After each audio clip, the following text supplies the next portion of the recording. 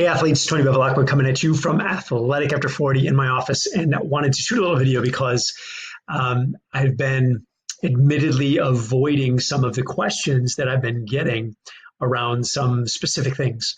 And let me tell you why. So I get a lot of questions, a lot of messages around like small, minute details. And let me just give you an example. So recently, I had a question about I had somebody talking about the density of their muscles. They were upset that they didn't have the density that they had back when they were younger. And I get that, like that can be annoying, right? So if we remember back to the days when we were maybe very athletic, maybe we were even an athlete back in high school or college, whatever, and you remember just what it felt like to feel very, very strong, right? And just to look strong and to have that there's that look of the muscles that just looks dense and tough and strong, right? Like that's really cool. And what guy doesn't want that, right? I mean, it's part of sort of our masculine identity, if you will. When those start to go away and they start to get soft and fat starts to build up and accumulate even within the muscle tissue, which is 100% possible. Because I know if you've eaten a steak before, there are fattier cuts where there's threads of fat literally within the tissue, right? So it's certainly something that can happen. And here's what I find a lot of guys are looking for, like that answer, like what is the right exercise program? Maybe I'm not doing my bicep curls right, and that's why my biceps feel a little flabby, right? Maybe I'm not doing enough crunches in my day, and that's why I don't have that beautiful six pack. Maybe I'm not doing enough seated rows for my back to be able to get the striations through my rhomboids, right? Like a lot of times we track that back to just like our strength training isn't good enough. And maybe you're very strong. Like maybe you have been doing a lot of strength training, right? Because I find a lot of guys that ask me these kinds of questions that have to do with aesthetics and feelings around, the way that they look and the way that their muscles feel even, right? There's this tactile touch, right? They're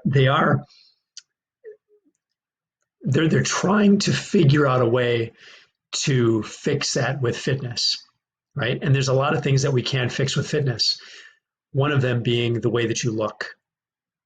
And you're probably like, wait a minute, Tone, you're off your frickin' rocker. Like that's completely not true, because everything that I've been taught since I was, 13 years old has been that like I need to work out in order to be one of those buff guys. Okay. Here's my challenge to you. What I want you to do is I want you to go to your local strongman competition after COVID is over, right? So then go to your local strongman competition, go to your local powerlifting meet, go to your local weightlifting meet, go to your local 5K run, go to your local triathlon, go to your local marathon. And I want you to go to the finish line, or I want you to go and spectate at these events. And I want you to look at some of the top competitors in those sports. You're going to be shocked at how many of them don't look the part.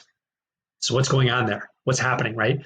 So how can you be a high performance guy or girl, right? How can you be a high performance guy or girl and not look the part? Like what's going on there? And if you track those people who are performing very, very well in their sport, whether it's strength, conditioning, whatever, right? When they're performing very, very well, we know that they're training a lot, because the adaptation that your body has to training is improved performance capabilities, right? I can run faster. I can get stronger. I can utilize oxygen better. I can utilize energy sources better, right? My body becomes more efficient at performance. Okay. So very important, but it doesn't mean that I'm going to necessarily look the part. So what is the missing piece? And you already know, right? You're already saying it in your head. I can hear you saying it. It's your nutrition. If your nutrition is not right, you're not going to look the part. It's amazing how much performance I can get out of somebody that even eats like crap. It's amazing. It's amazing. I'm blown away by it still to this day, and I've been in this industry for over 20 years. But here's the cool thing. We get the diet, we get the nutrition cleaned up, all of the sudden we break past performance plateaus, right? Like there's all kinds of these performance plateaus, and a lot of them are the limitations that we've been putting on ourselves because of our inability to eat properly, right? And there's one other thing, sleep as well, right? We have to make sure that we're sleeping well, but it's very important that we get this nutrition component dialed in. So if you're worried about muscle density, the answer is look at what's going into your face, right? Look at your nutrition. Like we really have to figure that component out.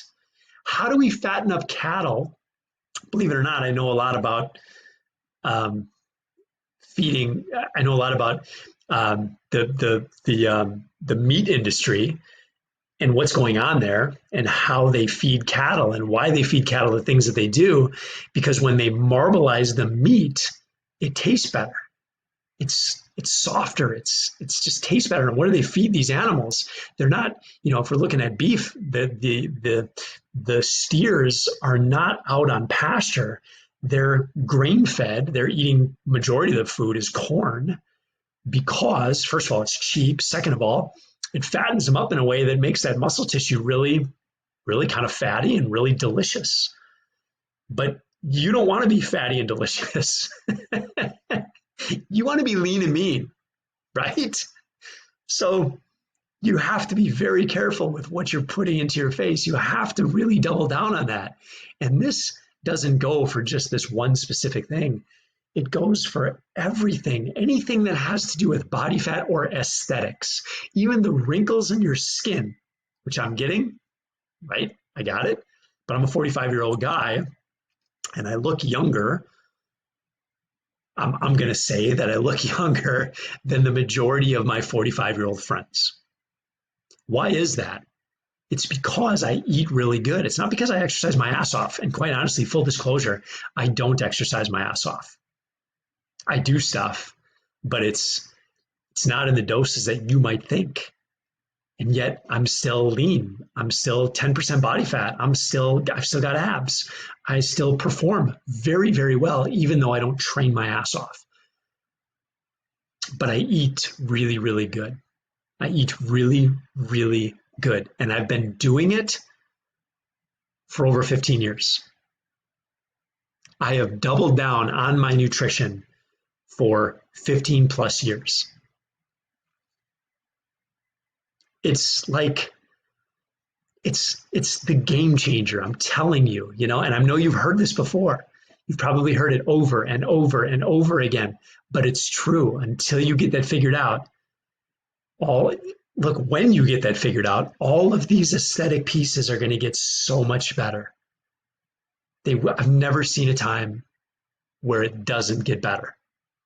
And the time that it takes is the variable. We don't know because I think everybody's starting in a different position. So once we start changing nutrition habits, it might take one person longer to start to see significant results than another person. That's a variable amongst folks. Just again, based on history, right? Based on where you are metabolically, based on some of the life choices that you've made up to this point in time. But look, it works. When good nutrition is paired with patience and persistence, you cannot lose. You will get better. And I don't care how old you are. Everybody blames their age. How about chronic bad eating for the last 20 years? Why don't we start blaming that? Instead of pointing at my chronological age, how about pointing at the bad habits that I've had around my nutrition and my sleep and maybe even my fitness over the last 20 years? Let's point the finger where it needs to be pointed. Right? It's easy to blame. I get frustrated when people blame their age, their genetics, their the way they were raised, right? These are all things that maybe have some bearing on where you're at today, but at the end of the day, it's this. It's you. Look in the mirror, right? That's where change needs to start. It's taking responsibility. When you take responsibility, you take control. When you have control, you can make significant changes. All right, there you go. Just wanted to shoot that out into the world today because it was something that was sort of weighing on my mind, and I wanted to get that out there. Hopefully, this finds you well. And look, if you want help on this journey, because look, help for a lot of guys, we tend to go with Lone Ranger. Most guys, and the statistics are out, guys. Like the statistics are out. If you're struggling, if you're a guy who's over the age of 40, and you've got extra body fat and you feel like things are declining, your health isn't as good as it used to be, you feel slow, you feel sluggish, you feel weak, you just don't have the energy that you used to have, it's okay to get help. You probably tried a lot of Lone Ranger stuff before. And look, when I went through cancer back in my 30s twice, it wasn't until the second time that I realized, like, look, maybe I should get some freaking help, right? It's okay to get help. Get some help. Surround yourself with people that have been there, done that, and are on the path to getting themselves in a better place. It's the only way. It really is. Like, if you feel like you can do it on your own after trying to do it on your own for the last 20 years, you really, again, have to look in the mirror and say, look, is this really working out for me? And if you're serious about really making a change, you do whatever it takes. Right? All right, look, hope this finds you well. Hope you have a great day. And look, if you'd like some help, just shoot me a message, shoot me a, post in the comments or shoot me a direct message. I'd be happy to connect with you and to help you and to learn more about you so that we can plug something into your life that's going to be sustainable, right? It's got to be simple. It's got to be sustainable because most of the things that are out there today are messy, overly complicated. And it's one of the reasons that a lot of guys can't sustain any sort of results, okay? So it's, again, your job to find something that you can sustain, and there's a good chance that I have the answer. So let's chat. All right, have a great day.